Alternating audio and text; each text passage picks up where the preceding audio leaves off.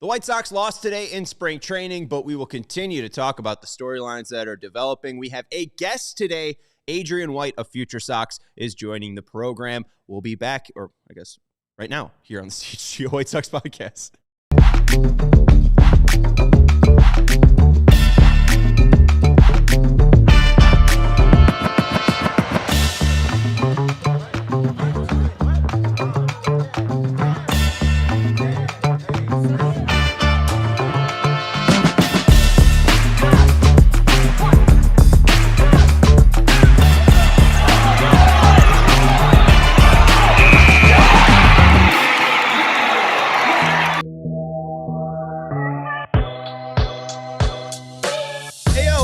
CHGO White Sox Podcast can be live from the Studio West of our CHGO offices here in the downtown of Chicago. I'm your host, Sean Anderson. Alongside me, my producer, Sarah. Hi. I think I'm thrown off because usually I'm on the right side of the desk. You know, I'm on the left side of the desk. You threw me off too when we were setting up. But we get to, kind of feature Frank Thomas now. So now people won't yell at us for not having any let's just switch things up. White Sox people. Yeah. Well, on today's show, we are going to be talking to our guest, Adrian White of Future Sox, and we'll be jumping into Colson Montgomery's first home run of spring training, and then we'll talk about Jerry Reinsdorf's birthday. Woohoo! And less really about his birthday, but mostly about Steve Stone, because there was an interview with Daryl Van Schouwen of the Sun-Times where Steve Stone's contract was revealed, and some surprising news and notes about that. Let's bring in our guest, Adrian White of Future Sox. We were chatting right before the show, and I got to learn a lot about Adrian. So, Adrian, welcome to the show. Yeah. You can follow Adrian at Adrian White Sox. I'd feel remiss not saying "Yo, Adrian." So, yo, Adrian, welcome to the show. Why don't you tell people just how you became a White Sox fan? Because I found that story great. Yeah, so before the show, me and Sean were talking a little bit. So me and my friend in 2019, before COVID had started, I was a sophomore in high school, and we didn't want to root for the Marlins anymore, so we grabbed the 10 middle teams and spun them all on a wheel, or what we consider the middle 10 teams, and landed on the White Sox. So I've been a fan ever since then, and then got an opportunity with Future Sox and stuff last year, just been rolling with it. I stopped playing baseball in 2022 in high school, so I felt like I kind of had that void of baseball, so I kind of just needed to fill it. Hopefully it's better than it's been for the last. I feel like it peaked for a little bit right there, and then it plummeted right on down. So I definitely think I offer a unique perspective, if anything. Definitely a little bit different than everybody else, so maybe a little bit more hopeful too. Yeah, definitely, yeah. Probably some less scars. Even then, the Marlins are just okay. At least there's not like much of a regret. It's not like you left being a Dodgers fan for this, So at least it's still another team that's along the same lines as the Marlins. All right, let's jump into some spring training storylines that just have been developing. The rotation is obviously one that seems somewhat set, but that last spot, whether it's going to be Sean Burke or Jonathan Cannon, seems up in the air. Jonathan Cannon pitched today, not in a starting role, but later on in the game, 3 innings pitched for Cannon, no hits, no earned runs, no walks, and 1 strikeout from Cannon. What did you make of Cannon's day today? What have you made of his spring training? And do you think he still has a shot to make the opening day roster in the rotation? I definitely think he's on the outside looking in if you compare him to the last spot with Sean Burke or whoever you consider him competing with for that last spot. I definitely think he looks better in spurts, kind of like how he was today in the 2-3 innings kind of thing. I don't really know if there's a role for him like that on the team.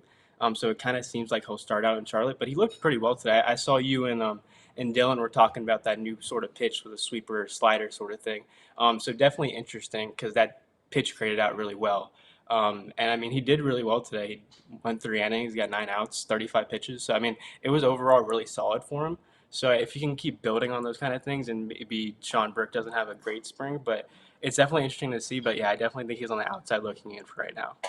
Yeah, and the pitch data is weird because they all lump him in his 6 sweepers all as one pitch. But yeah, it does look like there's 3 truer sweepers that move like close to 20 inches horizontally. And then there's one that moves like, or 3 that move like closer to like 5 to 7 inches. That looks a little bit tighter and faster, as Dylan mentioned. And that's really the thing that I just want Cannon to really do is look different. that first outing, he didn't look different than 2025 Cannon. This one where you see a little bit more of a mixture of new pitches with that slider, that tighter slider, and then him focusing on the four-seam fastball. Like maybe he can find just some different success out there. What did you think of Colson Montgomery's first homer? Because I started getting a little nervous. I can't lie. I started thinking back last year when he played 3 spring training games and then he got shut down with his back. He gets shut down with an illness. They say he's day-to-day. And I felt a true sigh of relief when that ball was hit out today. I know there was no broadcast, but we got to see it a little bit later. What'd you make of the homer? Yeah, it was awesome to see. I kind of had the same thought in the back of my mind. I was texting with my buddy. I was like, "Oh, geez, I hope this doesn't end up like last year where it compiles on each other." So I'm glad he responded with the home run, which was really nice. And we got the broadcast view of it too, which I don't know why there's a broadcast view if it's not going to be live, but that's a completely different topic if it's on there. But yeah, definitely good to see. I hope that he can lock some of that power. I don't know how many he's going to hit necessarily this year. I think there's going to be some up and downs maybe with some of the swing and miss, but I think with him and Murakami in that lineup, I think they're pretty similar in the kind of the boom and bust of it. So it's going to be pretty exciting, I think. Yeah, and I've just been having this kind of debate with myself on if he does show this massive amount of power at shortstop, it might be tougher than I think people might think to move him off of that shortstop position. Do you think that there's any chance 2027 that he's playing shortstop for the White Sox, or do you think with Chalowski, not likely Bonnemer because he can possibly play third base, but with Chalowski emerging as the future shortstop for the White Sox, do you think it's inevitable that Colson's going to play third base at some point? I wouldn't use the word like inevitable, but I would say that it's kind of trending towards that way. Like Rock hasn't been picked, of course, but it's kind of course, trending that way too. Something I found super interesting, moving him to third base. He's like a top 3 defensive third baseman. If he were to go there, I forgot his name, but the guy that does the Fangraph projections, he would have him over a top 3. I remember highlighting that during the offseason. I think that's really interesting. I know he would want to stay at short, so it's a little difficult to fight with that. But I definitely think if you're thinking of the start of 2027, he'll at least be there, because I don't think Rock would start with the team or anything like that. So at least for the first couple of months, I think he would start in 2027. But I definitely think the infield would definitely shift around, whether that means Vargas moves to first and that's Murakami full-time DH or however that sorts out for sure. Yeah, you brought up Vargas. I want to ask you a question about him in a second. Sir, if you want to flash Cannon really quick, we can try to show people what we were talking about with the pitch breaks. If you look at that green little like oval in the dead center, you can see that there's 6 dots. The ones that are farther on the left that are more glove side, those are the sweepers that have that seam shifted wake that carry themselves more based on the seams and it flying like an airplane, where the ones on the right are more tighter bullet sliders at like 87. And that's why you see that sweeper averaging miles per hour like 84.8, because there were some all the way up to 87. There were some down at 82. So it was a wide variance there from Cannon, likely now, displaying 3 variations of that cutter, one that's a true cut fastball, one that's a slider, and then one that's a sweeper. So interesting from Cannon, but again, still putting it all together. All right, yesterday on the program, I talked about trading Lenine Sosa, and then I put out a poll just to gauge White Sox fans. Who would you rather have on your baseball team this year, Miguel Vargas or Lenine Sosa? I'll have you answer this question just because, OPS plus-wise and weighted runs created plus-wise, they are similar. I think Vargas has the lead by 1 point in weighted runs created plus. Sosa has the lead by 1 point on OPS plus. So do you think that these players are drastically different at all? Do you think that they're, I know people don't want me to say this word. Do you think they're of the same ilk? What do you make between those 2 players? I definitely see the comparison just with positionally. Vargas can't play second, of course, but I definitely think that they're similar, not in the sort of hitter, but just where they fall in the entire roster. I definitely think Vargas has a higher upside at this point than Lenine Sosa does, especially with just the positions in general, because you can move him over to first base. I don't really feel comfortable with Lenine Sosa at first base or with any position at that point.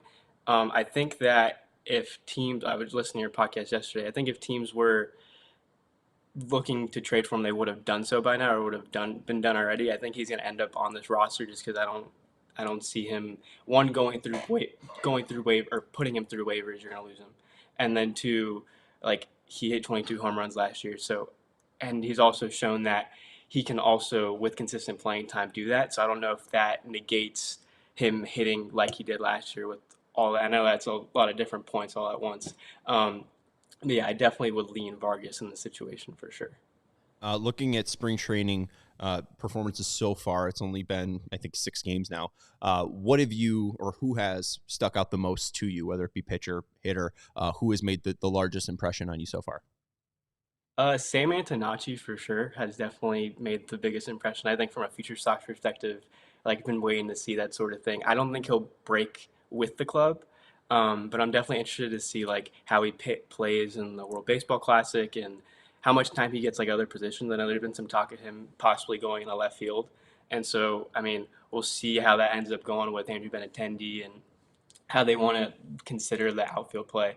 But I definitely could see an outfield at the end of the year being like Sandwich Nacho in left, Braden in right, and then I guess Acuna in center if that's what they want to do. Like it seems like that's what they want to do. So yeah, I could definitely see like those 3 for sure. He's definitely excited me. Yeah, and your pal Dylan over at Future Sox putting out the exit velocities for Sam Antonacci today. 103.2, 104, 109.5, 100. There's some 90s in there, 95.3, 93.2, 94.6, and then some lower ones at 76.3, but 80.1. Not all of them elevated. The 109.5 was the homer that he had, but still being able to crush the ball, that has been fairly surprising. I thought he would be more of a Mydroth player with his pop, and while Chase had a pretty good year last year, we didn't see a ton of pop from him. It does seem like Antonacci might be able to pull into or tap into some of that pull side power. What is the other storyline that maybe you don't think is getting talked about enough? I mean, you brought up Acuna. We talked last week on the show about the future of center field for this White Sox team. I don't think there's a real clear future center fielder. Maybe it's a problem for a different day. But what do you think is maybe one of the lesser talked about storylines so far through spring? The left-handed bullpen for sure, or just I guess lefties in general, how they're going to sort that out. I guess to start the year and throughout the year, because you have Noah Schultz and Hagen Smith in the back of your farm system waiting to come up, and then you also have Anthony Kay, who will likely be in your rotation as he was promised that. And then it kind of seemed like I like Chris Murphy in the bullpen, but he started that one game, so it kind of seems like he's a candidate to maybe start in Charlotte if he's not in the bullpen. But I also put out a tweet, I don't know if you saw it, about Ryan Baruchi versus Brandon Eisert. They throw from the same arm angle. So I was more seeing it like, oh, maybe it's against Tyler Gilbert. But Tyler Gilbert looked really good today again, too. I feel like Tyler Gilbert, as you've seen him more in spring, has increasing likelihood of him making the club just because they liked him as the opener. They liked him in like that kind of role, and he's been solid so far. So I really think that last lefty spot is going to be down to Baruchi and Gilbert. I mean, not Baruchi and Gilbert, Baruchi and Isert, and then Newcomb will most likely go to bullpen with him not making the rotation. So I definitely think that's interesting for sure, just looking at their data side by side. Yeah, what do you make of the 2 Rule 5 guys? Because we haven't seen Paez pitch at all, and then Alberto has been seen twice. I thought he's been a little bit iffy. What do you make of those 2 Rule 5 guys, and if either of those will even make it on the opening day roster? I would love Alberto if he was like if he was like pitching for Winston-Salem. I just don't really know if that fits with what you have going on right now, especially with all the righties in your bullpen. I think that they're going to try to start Paez at least in that fifth role, and maybe boot out Sean Burke or Cannon, just because he hasn't pitched yet. And I can definitely see him in like that Cannon role he had today, where it's 3 innings or something like that. And the trade with Boston is definitely interesting too. I know James and Dylan have talked about maybe him being like the player to be named later. I know that's complicated and doesn't really benefit the Red Sox, but it's definitely interesting to see how like they play him throughout the spring and see if he makes the club, especially as maybe in like extended bullpen opener sort of thing, in my opinion.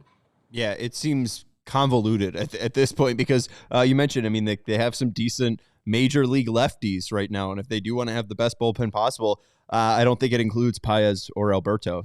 So yeah, no, I mean, Definitely feels like you're shoving one of those guys in there if you are, for sure.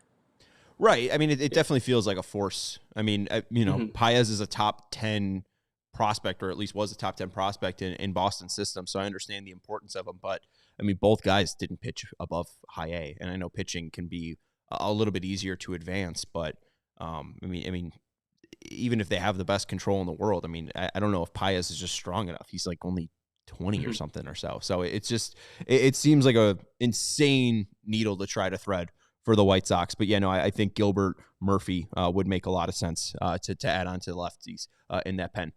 Adrian, appreciate you joining us. If you do like what Adrian has brought, make sure you follow him at Adrian White Sox on Twitter. He also has some contributions over on the Future Sox YouTube channel.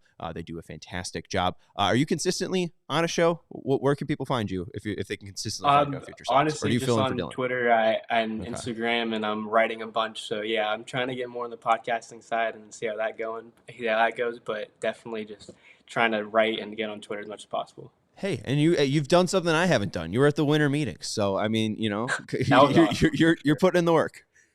Yeah, thank you, man. I appreciate it. Thanks for having Thank you, Adrian. Appreciate you, and make sure you follow Adrian over on Twitter. We're going to take a break here on the CHGO White Sox Podcast. We'll be back with some Colson Montgomery talk here on the CHGO White Sox Podcast. We want to let you know about our friends over at Bet365. Whatever the moment, it's never ordinary with our friends over at Bet365. If you're a new customer, head over, sign up using our code CHGO365, and when you make your first bet of $5, whether that bet wins or loses, you get $200 in bonus bets to spend on player props, futures, spreads, whatever your heart desires. And currently, our friends over at Bet365 are boosting Munetaka Murakami's odds for Rookie of the Year from plus 500 to plus 550. So head over to the Major League Baseball Futures tab, head over to the Bet Boost, head over to American League Rookie of the Year. You'll see Akamoto, and you'll also see Munetaka Murakami at plus 550. It's a nice number. Breaking news from Bet365. New customers now get $200 in bonus bets when betting $5 win or lose. Sign up using code CHGO365. Whatever the moment, it's never ordinary at Bet365. Must be 21 plus. If you or someone you know has a gambling problem, crisis counseling and referral services can be accessed by calling 1-800-GAMBLER in-app only. We want to let you know about our friends over at Hooters. Every Tuesday in February, your wing cravings can make a difference. Hooters is donating a portion of chicken wings sales to Holy Family Schools, helping fund tuition, books, classroom supplies, and more for kids in under-resourced communities. With the support of our Chicagoland Hooters family, we've raised over $1 million since 1992, and you can help them keep it going because kids can't fly without wings. Also, the drink of the month is the Tito's Strawberry Lemonade. It's a refreshing blend of Tito's handmade vodka, lemonade, and a splash of strawberry puree. Only for $8 right now, all month long at Hooters. And Hooters is the best lunch spot in town. Weekdays just got better with some of your Hooters favorites for $9.99 or less, like boneless wings, OG wings, blackened chicken Caesar salad, the original burger, and more. Available every Monday through Friday, 11 a.m. to 3 p.m. So cheer on your favorite teams from any of the 11 Chicagoland Hooters locations. Shout out to the one in Oak Lawn, the OG one in my heart. Check them out at originalhooters.com. Welcome back to the CHGO White Sox Podcast. We did have a final today. White Sox were unable to beat the Reds, so they fall to 4-2 on the year in spring training, 6 games into spring training. We will see the departure of Munetaka Murakami, I believe, tomorrow. I think the 26th or 27th will be his last day with the White Sox. I think his goal was to play 3 or 4 games with the Sox, so Antonacci, Teal, Murakami, Sir Anthony Dominguez, I would expect those 5 to be likely not playing in tomorrow's game and then gone until their World Baseball Classics are fully wrapped up. So we will be seeing more Colson Montgomery. You will be seeing more Chase Meindroth. You'll be seeing more Edgar Caro. You'll be seeing probably more Lenyn Sosa. If Lenyn Sosa is going to be able to carve himself out a role on this team, it's going to be, possibly playing first base in DH, maybe against left-handed pitchers. So Munetaka Murakami doesn't have to face left on left, but here's a time where maybe we see some players that aren't going to the World Baseball Classic shine. I just want to share some good Sox news that I just realized. The Cubs just got beat by the Rockies 14-7. I know it's spring training, but that's just good. The Cubs lost, and that's what you're sharing? Yeah, but they didn't just lose. They lost to the Rockies 14-7. I don't care that it's spring training, but that's good for I don't know, just shame the Cubs right now. Anyways, that was it. That was it. That was it. We don't. I mean, at least I don't care much about the Cubs Sox rivalry that much. It doesn't matter that much if the Cubs lose or not. I care more if the White Sox win. So, You guys are having a very good spring training. Hey, yeah, 4-2. I'll take it. 3-2 today, and they almost made a little bit of a comeback. Davis Martin gave up a homer to Sal Stewart, and then I forget who else gave up the homer. So my bad on that. But Sox got down 3-0, and then Colson hit a homer, and then in the ninth, with I think Antonacci getting on base, then Drew Harris was able to drive him in with a double. Dustin Harris was able to drive him in with a double. They were unable to fully capitalize. One guy that had a pretty bad day and has had a fairly bad spring training is Jared Kelenic. 4 at-bats today, 0 hits, 3 strikeouts. He's hitting 125, 222 on base percentage, and a 125 slugging percentage. I think there was a clip from White Sox Talk that said he's not really concerned about his performance so far in spring training. He's been here and done that. He feels great. So hopefully at some point it does turn on for Kelenic, but so far, again, very, very early. Returns have been iffy. Trending Pop Culture is asking in the chat, who is the one player you are really looking forward to seeing this spring as far as progress or star power goes? Again, Colson Montgomery. He's the headline player today. We talked a little bit about him with Adrian. Colson Montgomery hitting another home run is just, White Sox baseball has never been more back. I really want this kid to be a star. He had some top 10 grades as a prospect. It felt like the potential was always there. The complete fall off the top 100 prospect list felt knee-jerky. It didn't really feel too, I don't want to say genuine, but it felt fairly forced with the injury concerns. And those injury concerns were shown in spring training last year, but he was healthy for all of last year. And there were some true struggles in the minor leagues, but I don't think you could deny 21 homers in 71 games. We bring up Lindeen Sosa. Lindeen Sosa, in his first time with 500 plate appearances, hit 22 homers. And I feel like that's his max. If Colson Montgomery could play 162 games, I don't know if it's immediately going to be, 45 homers or whatever he was on pace for. I think it was like 56 homers that he was on pace for. But if he's hitting 35 homers at the shortstop position, that's a game changer for this franchise. And another game today where he just gets under another ball. And that's the best thing about him is he's able to swing at enough strikes. And with his swing profile, he's able to get under enough balls. And this launch angle today was 37 degrees. That's like on the high end of possible launch angles that will actually go out. The joke in Major League that it's too high is a thing at some point. You can, if you don't hit it hard enough, can't hit it just way too high. The barrel rate, the sweet spot, I believe it depends on how hard you actually hit it, and the barrel rate extends based on how hard the ball is impacted. But usually it's about 20 to 35 degrees. So he was still even a little bit higher than where you typically want a fly ball to be, but fly balls aren't bad. And hitting a ball 105 miles per hour, sending it at 421 feet is exactly what you want to see from Colson Montgomery. I cannot wait to see him play baseball. I hope for all of us out there that he can play an above average defense this year, because if that power is there and he has defense to play at shortstop, that is either an immaculate trade piece that I don't think they would truly go down that road. But hey, if you have Chalowski, Bonnemer, Carlson, etc., it gives you options. But I do think that this would be the one player that they could possibly sign long term. I did bring up this point with Elijah Evans of Future Sox when he was on the show, and he brought up Kyle Teal. I don't know about extending catchers, and two, we really don't see them be extremely sought after in the free agent market. Realmuto had a fairly big payday in the free agent market, but typically, the best years of their career are going to be the first 6 years. So you getting them on a cheap arbitration pre-arb, that might be suffice enough for a catcher. Where Colson, if he has this power, you might want to lock that down. Because again, this is a guy, if he can play shortstop, cool, he can do that for 2 to 3 years for you. But maybe there's a move to third base, and he could do that with that power. Maybe there's a move to first base. Again, another position he can do that if he's able to have 35 homer power.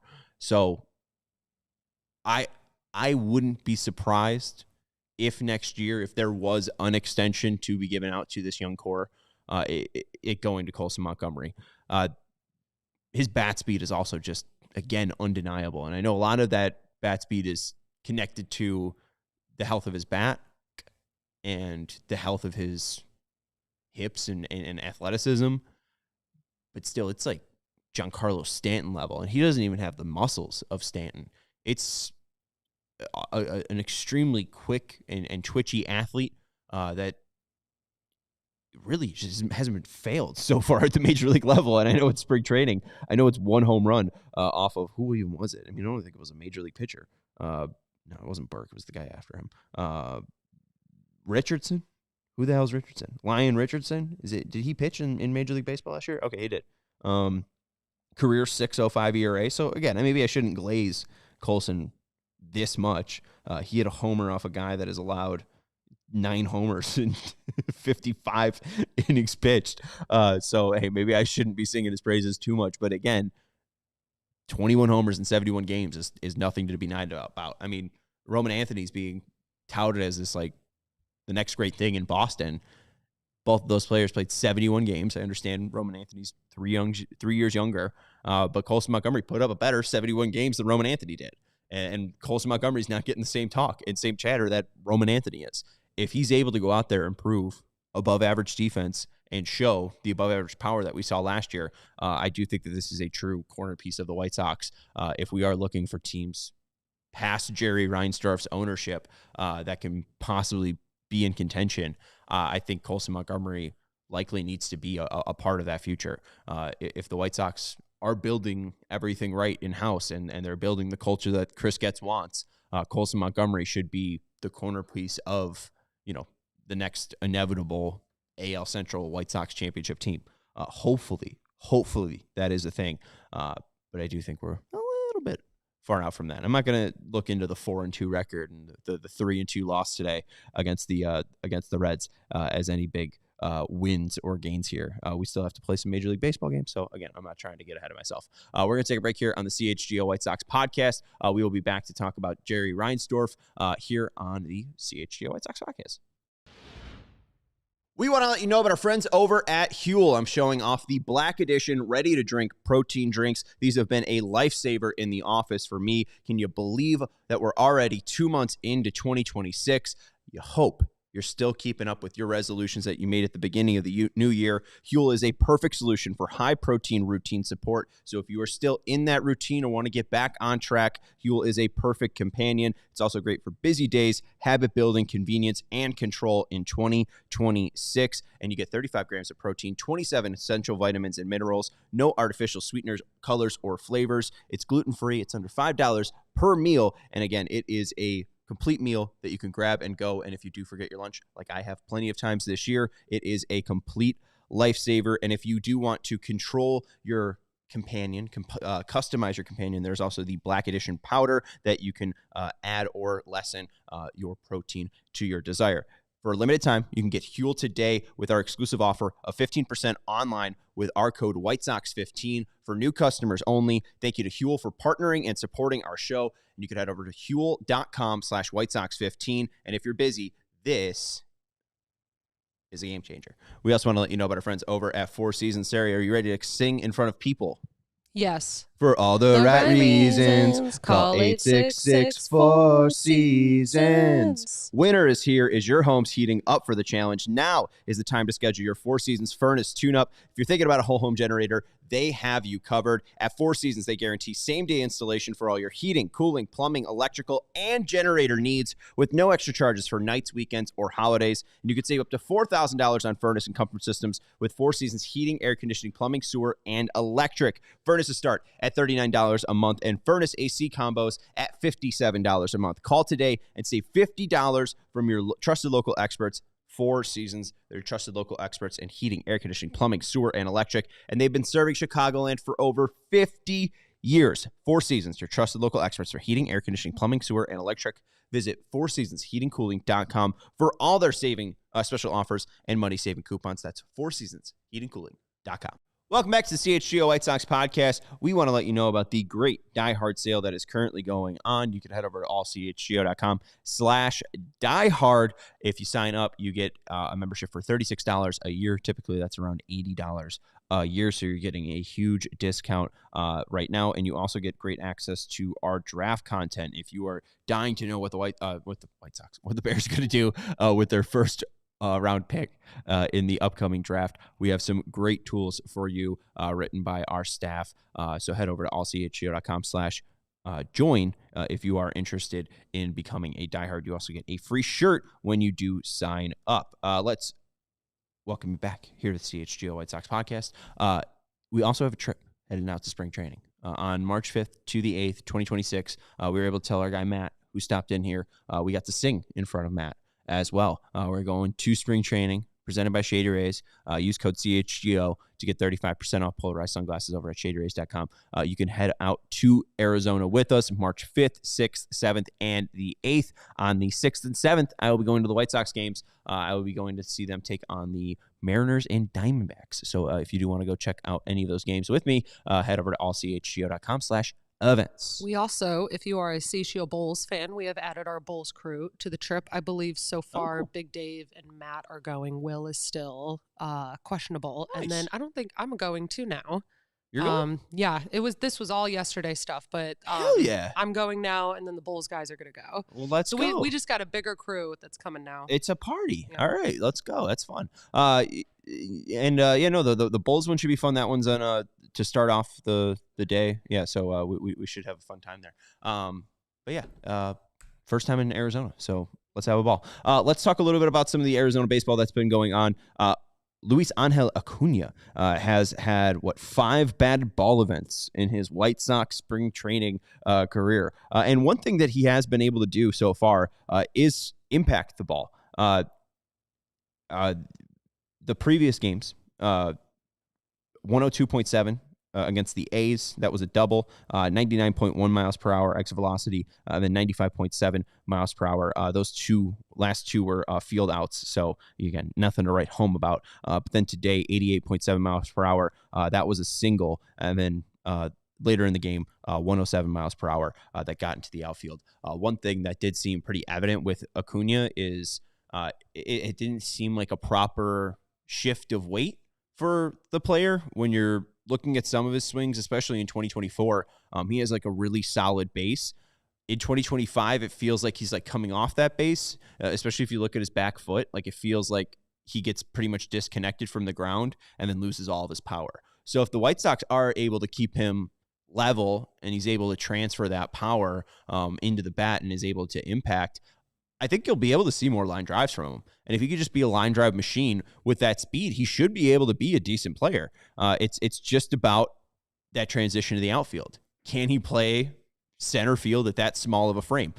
Some Mets fans were talking about he does have a smaller frame, but he's pretty stocky, right? Maybe think of a 1920s boxer, right? I think Acuna could be an interesting player because I think, again, he has a decent amount of exit velocity for the small body. It's just, will he be rangy enough in center field? But again, I don't think it's fair to call it a salary dump when I'm a little interested in him. I'm not Acuna's future center fielder of the future. I also think if we're comparing, Acuna to Brooks Baldwin Baldwin's still better. Even with Acuna's success so far, Brooks Baldwin's been smoking the ball in spring training. So again, the guys that he's going up with, it's not like he's got easy competition, and that's a great thing that the White Sox have been able to do is create true depth. But even then, with Baldwin, he's got a single, homer, and double, 103 miles per hour, 102.2 miles per hour, and then 91.6 miles per hour.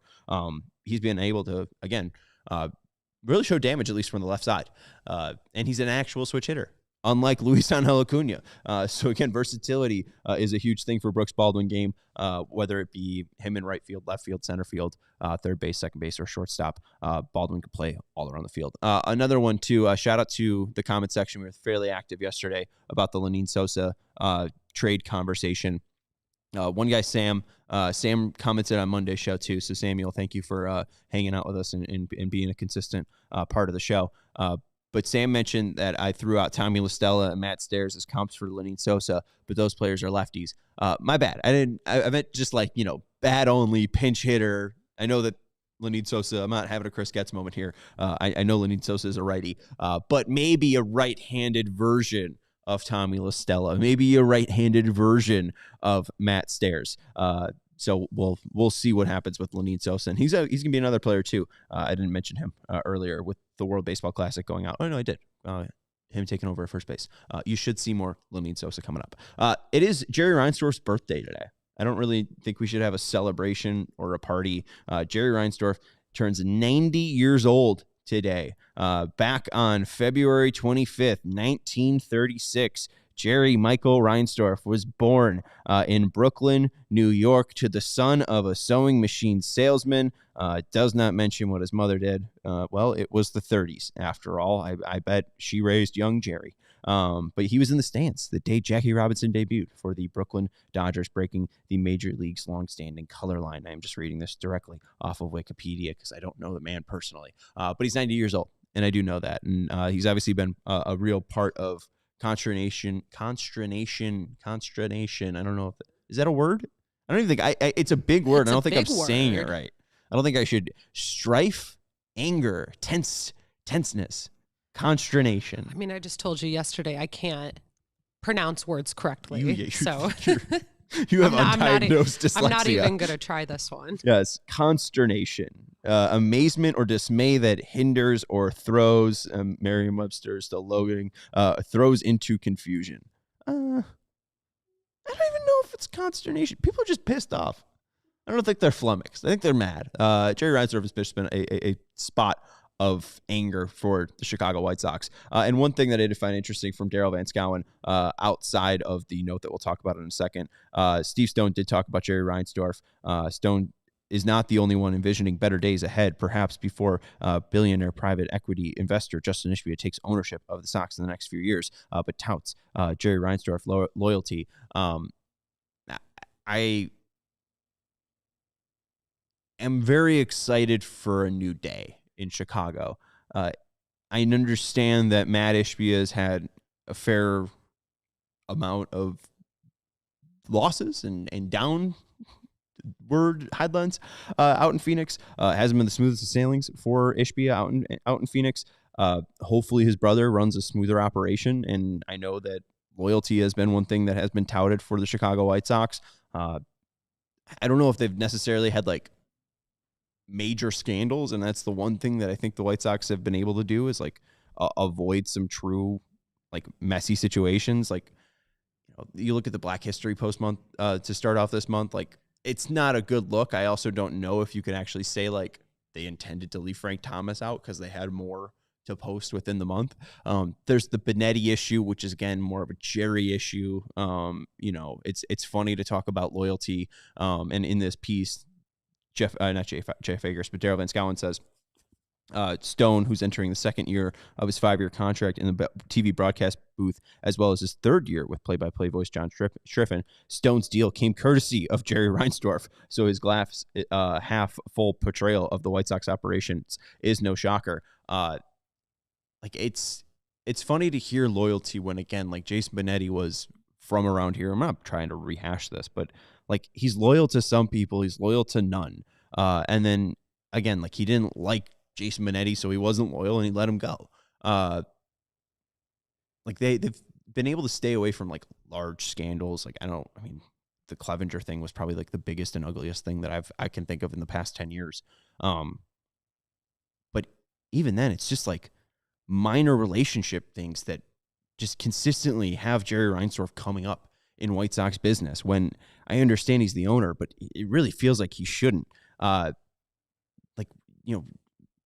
Benetti brought up the fact that he really couldn't have an agent in these discussions. It was Jerry and Jason, or Jerry, Jason, and Brooks with him, and it wasn't Jason having an agent to represent him, and it felt personal, I think, is what Jason was describing to the Sun-Times when he left. If you have a good relationship with Jerry Reinsdorf, you're going to have a good time with Jerry Reinsdorf. Steve Stone has known him since Jerry Reinsdorf bought the team. It's true politics being shown. If you have a good relationship with a person, you're going to get good PR from them. If you don't have a good relationship, you're going to get bad PR from them. I just hope Justin Ishbia is being less personable, a little bit more business-like, and he is mainly just making decisions based on if the person does a good job or not. And I'm not saying Steve Stone doesn't, but I do feel just remiss that you had a real professional broadcaster in Jason Benetti, and he just was let go because Jerry Reinsdorf didn't like him. And again, it's not just the Benetti thing, but it's also the Tony La Russa thing, that he had to amend a mistake that he made back in 1983 to help the 2021 White Sox. It just does not make sense. I understand Steve Stone describes him as still having his wits and his sharpness to him, but this does not seem like a person that is that sharp. It just feels like this is a person that is truly basing most of their decisions off of the relationships they have in their life. And maybe that's something I'll need to learn from as I grow older, because it's not something I like seeing in my baseball team. It's quite odd. Anyways, final thing I want to talk about before the week is over. We'll be back next week. We'll be doing shows on Monday, Tuesday, and Wednesday. Looking to book guests on Monday and Wednesday, but on Tuesday we should have some talk about Rock Chalowski with Josh Nelson. Josh Nelson is taking a trip to Arlington, Texas. UCLA has a showcase this weekend against some top teams in college baseball. So we'll get a recap of that. If you are looking for some Chalowski highlights, stay tuned to Twitter. You should be able to get a decent amount. There's also some StatCast data that will be let out from Chalowski as they will be taking place in Globe Life Field in Arlington, Texas, the home of the Rangers. They did recently play yesterday against the San Diego State Aztecs. I don't think much happened on the half of Chalowski.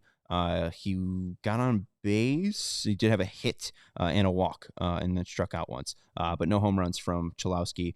And he did have a stolen base. So if you are looking at Justin LeBron and his 8 stolen bases, hey, Chalowski showing the speed and nabbing one today. But the Globe Life Field showcase, the Amegmi Bank College Baseball Series, will feature UCLA versus Tennessee on Friday, UCLA versus Texas A&M on Saturday, and then on Sunday, UCLA versus Mississippi State. So some SEC action for Chalowski, a fairly big test, even though he just came off of a series against TCU, the top 10 team in the nation, 7th overall, and performed fairly well. So we should be excited to see what Chalowski can bring to the table this weekend. Final thought I wanted to bring out here. Jordan Leisure pitched today. 1 inning pitched, 1 hit allowed, no strikeouts, no walks. He had a fairly iffy outing last time out in spring training. And the main thing that I'm taking away from Leisure is it doesn't feel like he's fully at 100%. And I'm not saying like health-wise, just doesn't seem like he's fully at his peak mid-season form. Average velocity 92.4 miles per hour on his four-seam fastball, on his slider 85.9 miles per hour.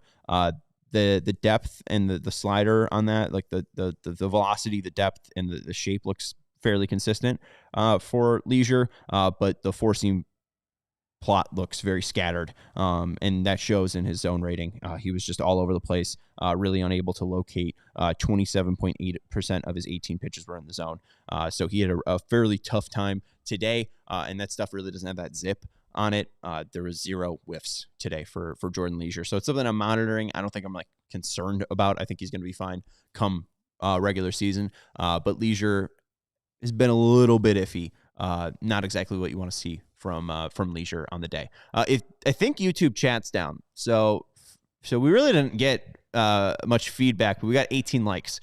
So we appreciate the hangout. If you are one of the 31 people watching and you haven't hit the thumbs up button, please hit the thumbs up button. Appreciate everyone hanging out with us. Thank you to Adrian White of Future Sox for joining us. You could follow him over at Adrian White Sox. Thank you to Sarah for producing the show. And again, if you do want to hang out with us in Arizona, March 5th through the 8th, you can head over to allchgo.com/events. You could join to become a diehard at allchgo.com/join. I will be back tomorrow. No, next week. for more White Sox talk. We'll be here Monday, Tuesday, and Wednesday. We'll recap the weekend action from the White Sox in spring training. We'll talk about any World Baseball Classic news and notes that develop over the weekend. And we'll talk about Rock Chalowski's weekend against the SEC and Tennessee, Texas A&M, and Mississippi State. We will talk to you on Monday. Good. Bye. We all silly like the mayor.